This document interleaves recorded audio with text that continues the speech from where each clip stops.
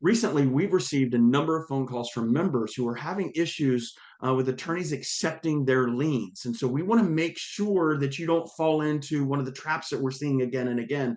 We have a number of our doctors who have maybe moved into Illinois and brought a lien form with them that they had from another state, or they got a lien form from someone who is maybe a PI expert, but not necessarily a PI expert in Illinois. What is really super important is you have to make sure that your lien form complies with the Illinois Healthcare Lien Act. In other words, it has to have the required elements that Illinois law requires. If it doesn't have those elements, then we're seeing a trend where attorneys will actually discard those liens.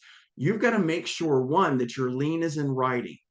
Two, you've got to make sure that the lien includes this list of things. It's got to have the name and the address of the injured person. It has to have the date of the injury. It has to have the name and address of the healthcare professional. So you, as the physician, it has to have your name and address. It also has to have the name of the party who is alleged to be liable for the injury. So either the company where it happened, or the person who created or caused or allegedly caused the car accident. It has to have their name also on that lien form.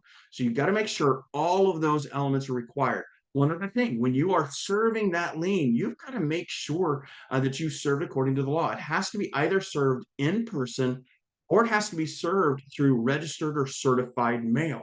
If you just send it through first class mail, that doesn't actually meet the statutory requirements under the Illinois Healthcare Lien Act. So you want to make sure that you send that registered or certified. That's what the law requires. Check out the rest of the information that's in that article, in our Lien Act article. Additionally, there's a lien calculator to help you determine exactly the cost. All of that information is available to members. We want you to have that. There's also a downloadable lien template, so you can download that form and know that you have all of the required elements, and then edit it according to your specific cases with the required elements.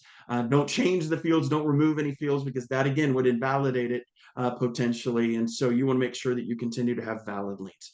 Hopefully this information helps you out, and we'll catch you next week.